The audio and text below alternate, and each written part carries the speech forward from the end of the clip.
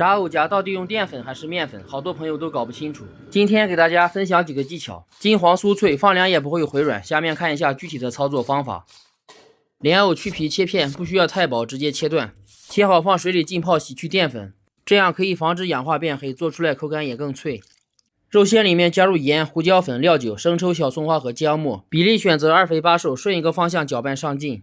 先放一点肉馅，再放上藕片压紧。家人们每天都在用心的教做菜，能给个爱心鼓励一下吗？十分感谢。碗里加入适量的小酥肉专用粉，天冷加温水，天热加凉水，顺一个方向搅匀，提起来像这个酸奶状就可以了。再往里面加一点食用油搅匀，这样炸出来更加蓬松酥脆，比刚才稍微稀一点。用筷子试一下油温，能快速起小气泡就可以。面糊尽量挂匀一点，多余的给它控掉。炸的时候全程中火，下锅以后能迅速飘起就可以。